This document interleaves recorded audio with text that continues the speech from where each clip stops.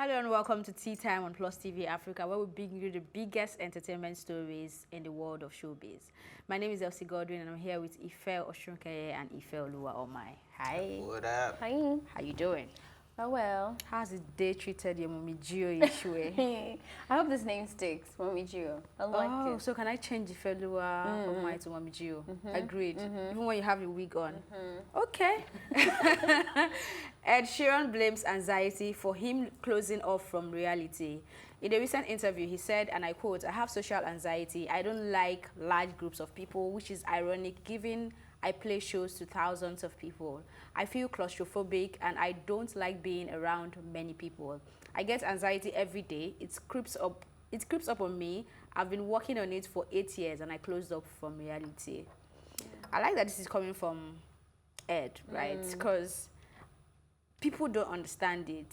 If you want to go and start checking comments now, if this situation goes viral and people have start talking about it, they will tell you, that means you're in the wrong profession. Yeah. How are you an entertainer? How are you singing? How are you doing all this? And you're saying you don't want people around you. But being the artist and being yourself, they are two different people entirely. And I like that somebody like him is speaking up. Maybe someday soon, people will begin to understand that the fact that you're a TV show personality or you're an influencer or whatever you're an artist doesn't mean that you really want so many people around your space. But yeah, I don't know. No, go first. I enjoyed the interview. I read quite a bit and he spoke a lot. Usually Ed doesn't really, it's very hard to find any information on him at all. So I'm really happy that he did that.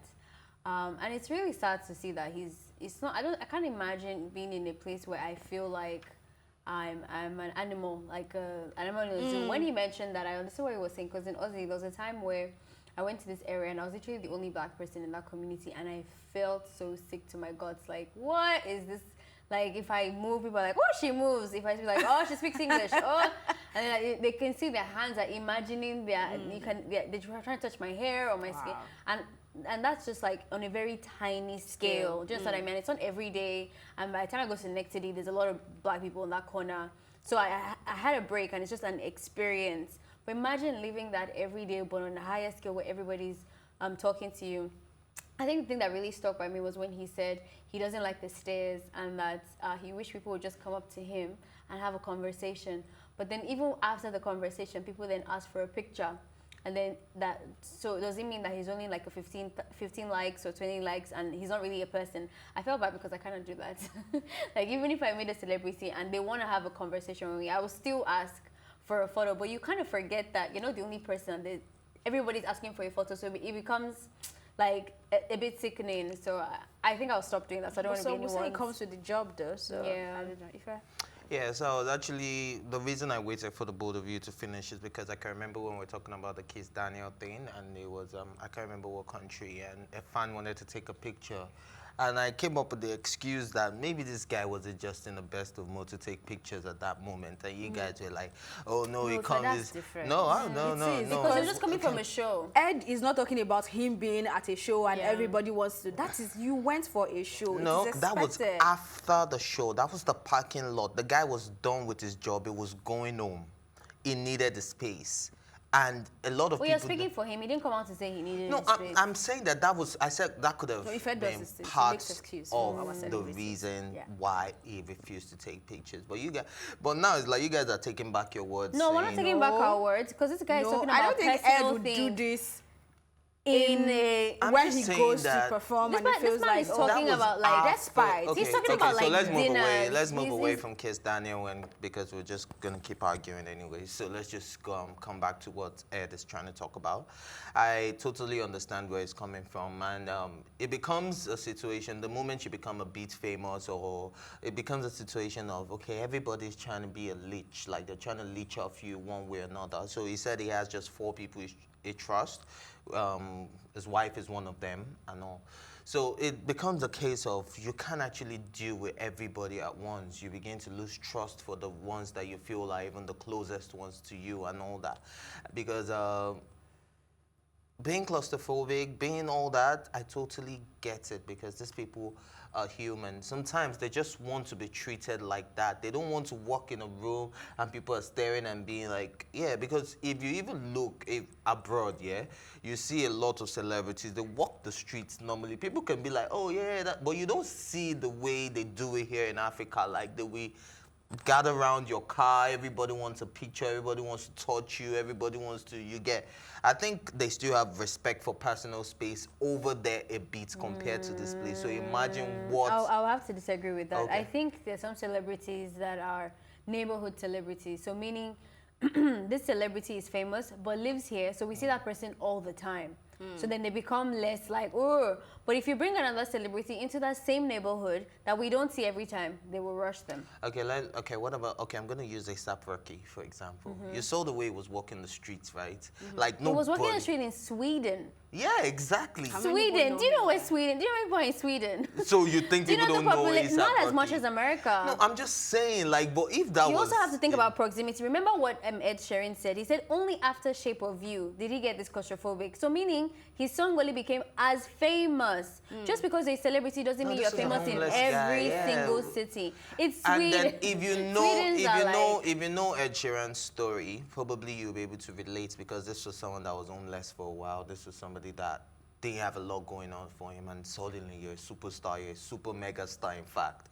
So it's totally understandable for him to feel like that. And I think this should just be a lesson to each and every one of us. It's not every time a celebrity wants to. I think we should learn to read body language and know the right time and place to ask for pictures or even spark up some conversations. Well, that's true. You people need to learn because I don't even ask for pictures. Anyways, it's time for a break, but when we come back, we'll be talking about Burna Boy. We'll be right back.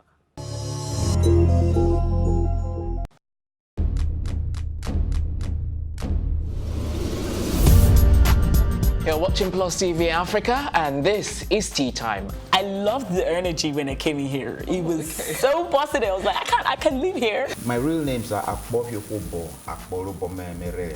I think my father is a comedian because most times when he calls me, he's like, yo, make sure you use condom. You know, them girls out there. So are you telling me I should have shot my shots? Ife, you have a younger brother. Age is nothing but a number. What? I'm a vampire. I believe in equal rights for women, and I also believe that a man is the head of the house, so we need to draw our limits somewhere. Feels so good. Now can I do my jam now? Yeah, you can. Thank you.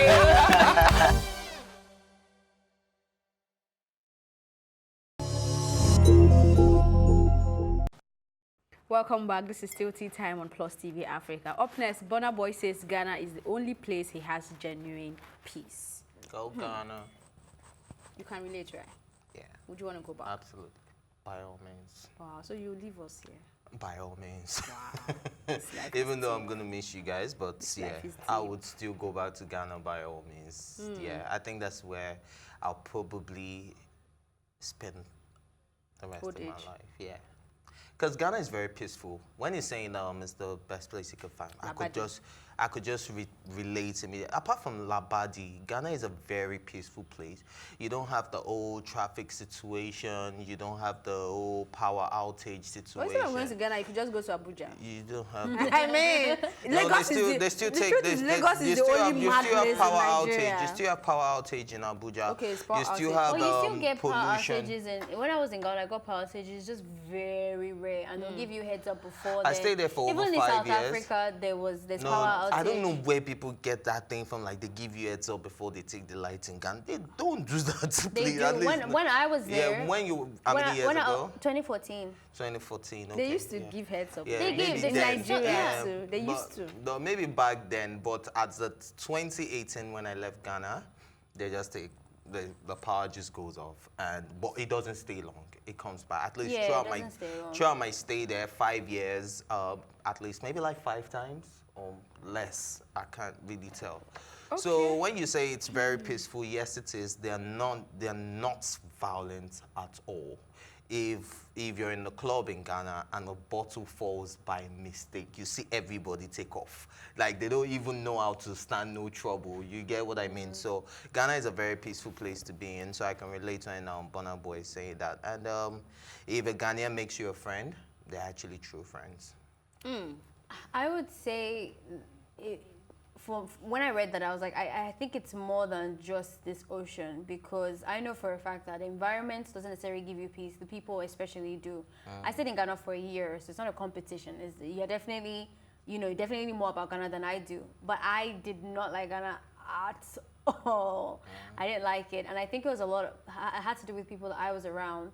It was definitely had to do with people that I was. If I go to the Labadi beach, I had fun, and it is beautiful, and the sunset is breathtaking. If anyone's listening, go at 6 to 7.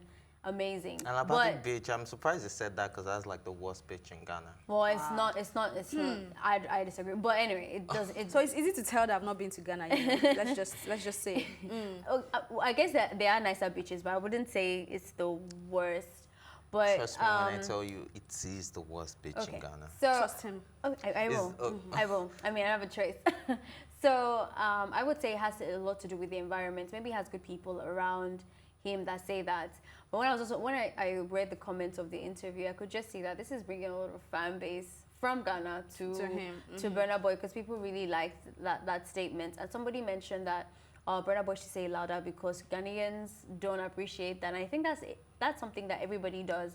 It takes an outsider to appreciate than you yourself. So good for him. If he has peace somewhere, please, by all means. Yeah, and I like the fact you brought up the people you have around you as well, because it's somebody that is very close to Shatta Wale. Shatta Wale is always hosting him whenever he's in Ghana. Omar Sterling of the R2Bs is always hosting. Shatta Wale. What? Did you just mention Shatta Wale? Yeah, Shatta Wale. And you mentioned earlier that it has to do with the peace that Ghana gives you. There's no violence. Yeah, and if you remember, I also said that if a Ghanaian makes you a friend, they are true friends. So maybe the gangster Shatta Wale has made Burna Boy a friend, so he finds peace with that gangster Shatta Wale. Think you know.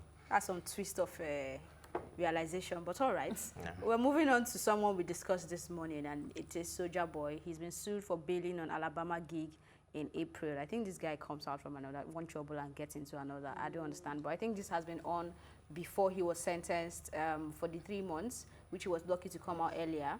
And right now, the guy is still fuming hot. So I'm not sure what the legality of this case is, but from what I read, he wants an apology. And they're saying there's already an apology online on YouTube. And probably he wants like a personal one, and he feels like he saw Vegas more important than his own show, that the excuse he gave was not real and not true. I don't understand what's going on in that space, but Soulja Boy needs help.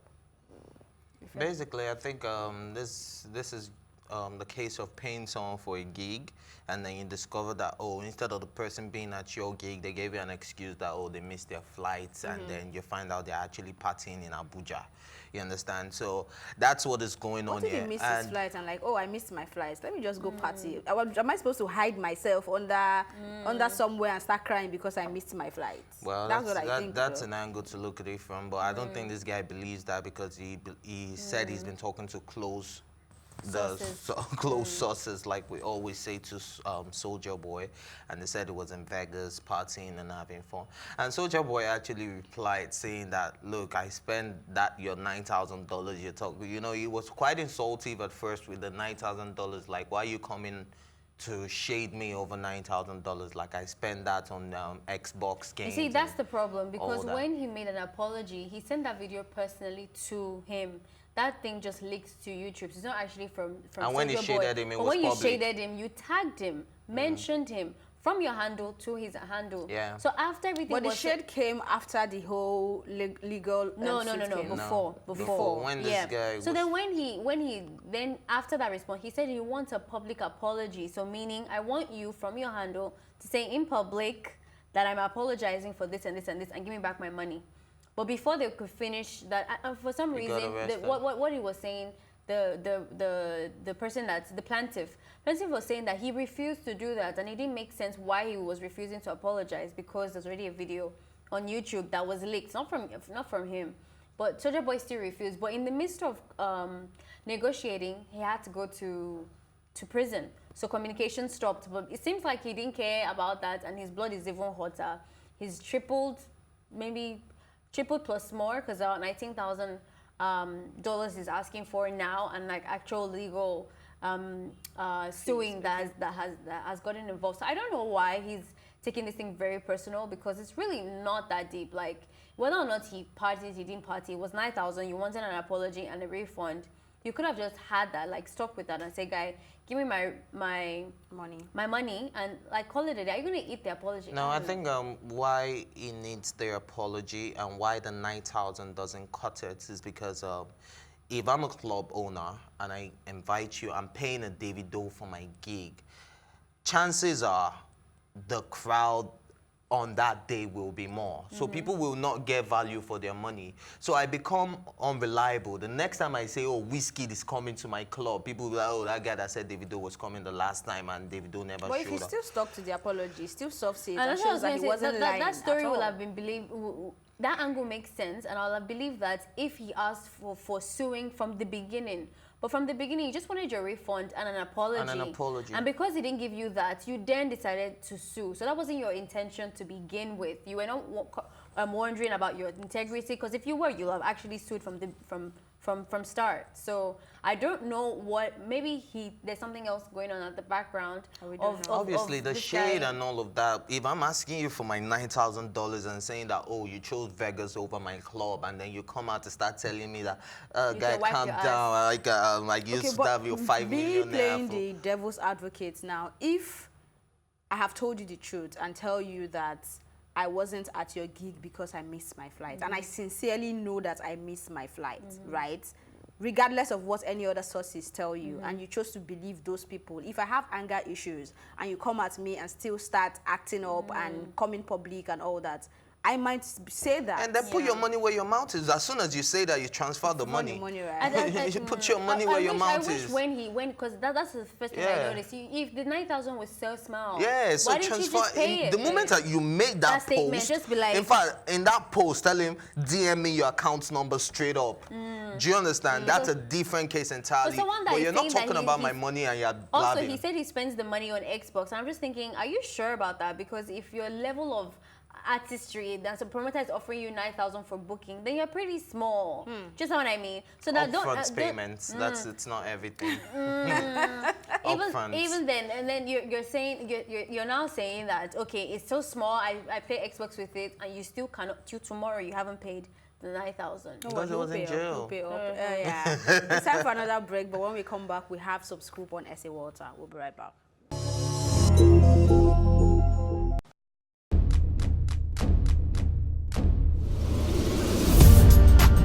You're watching Plus TV Africa, and this is Tea Time. I loved the energy when I came in here. It was so positive. I was like, I can't live here. My real names are Akbofio Football, Akboro. I think my father is a comedian, because most times when he calls me, he's like, yo, make sure you use condom, you know, them girls out there. So are you telling me I should have shot my shots? Ife, you have a younger brother. Age is nothing but a number. What? I'm a vampire. I believe in equal rights for women, and I also believe that a man is the head of the house, so we need to draw our limits somewhere. Feels so good. Now can I do my jam now? Yeah, you can.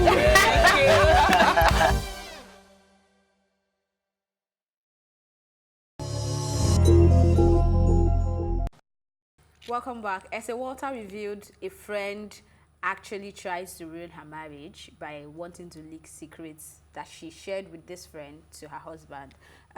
She shared the story in reaction to Funke Akindede's statements that her friends aren't allowed to call her husband except on his birthday. Okay, you felt mine. I wanted to find out first because I couldn't figure it out. Are they still married? No, they're not. Okay. Well, it's I remember we talked about this before. I think that was yesterday. Yes, I think. No, Funke Akindele, right? Oh, yesterday. Sorry, that was Friday. I mean, it feels like I do this show every day. Yeah, Friday, we talked about it. And I think personal space is important. I think over familiarity can breed contempt, like they say. So this is one of those examples, and I'm glad that she shared it. Glad that she also reserved names and stuff. But I think one thing that really stuck out for me was the husband's reaction. Yeah. Bless you. That was awesome. like really, you have to respect a man like that. That he's not even going to entertain, you know, stupidity. I think one of my pet peeves for men is when they get too involved in women's business. Like you see some people fighting over the weaves we have on, like it's, or they're putting too much emphasis on details that are just women's things. I don't really, I don't know, I just find it really funny. So for me, this is the kind of man that I mean. Like, don't even allow yourself to get involved. Let's not have that conversation. Because women can be so silly. Space. Like, one minute we're fighting, the other minute we're not. Today we like this, tomorrow we don't. Like, you'll now be swaying with us as well. So I'm glad he really protected himself, his respect, his wife, and their marriage. Yeah, I think that was the thing that stood out for me too, because I think we've been through this Funke Akindele's Talk. Yeah, controversial talk, and we've had. It's not really controversial. It's just a talk. Just that we all get in our feelings when it's man and woman matter. Yeah, we've just had different opinions. You know, it's been mixed. It's been met with mixed feelings and all that. So, so don't even let us dwell on that. Let's just focus on what this guy did. I think every guy needs to learn. Like, you don't even need to give room. I'm gonna give a typical example. Now, this is not even a case of a best friend or anything. This is a case of a neighbor. And a girl gets a car from a guy that you know.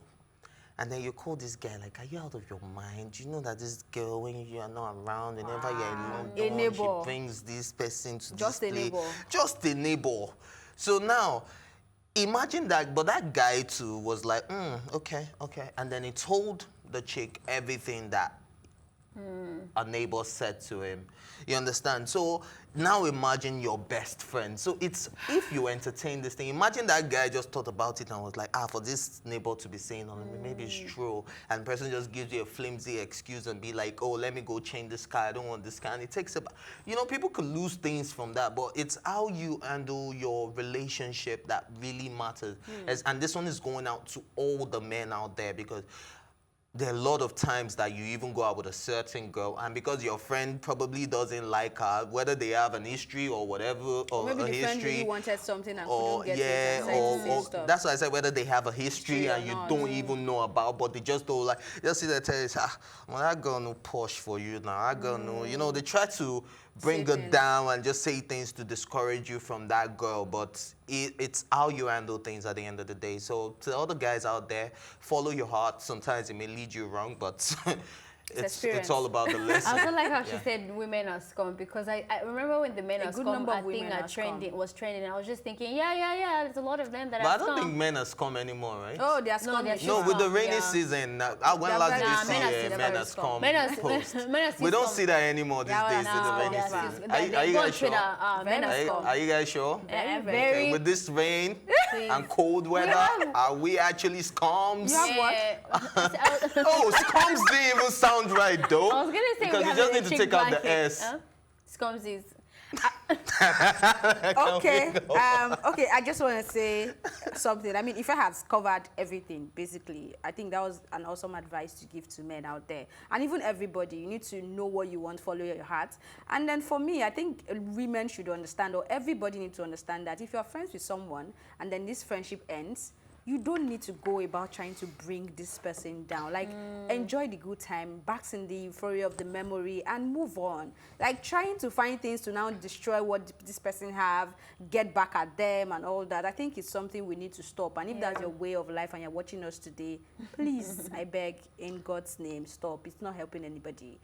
If you don't have anything else to add. Well, the reason I brought that up is not just applicable to women. I think it's both sexes. You find guys doing that as well. You understand? The moment you have a quarrel with somebody and they're cool with your girlfriend or something, they start saying things like, you don't know he's a player, you don't know this. So it's applicable to both sexes. So I just think, man, don't let your feelings get the best of you, because you never know. Your worst enemy could be your best friend could be your worst enemy. Even your savior tomorrow. All right, I think that's where we wrap up on this episode of Tea Time. You can join the conversation on social media by using the hashtag Tea Time on social media or tweet at us at Plus TV Africa. Thank you, as always, goes to my co-anchor Ife Oshonkeye and Ife Omaid and the entire production team. My name is Elsie Godwin saying thank you for watching and see you tomorrow.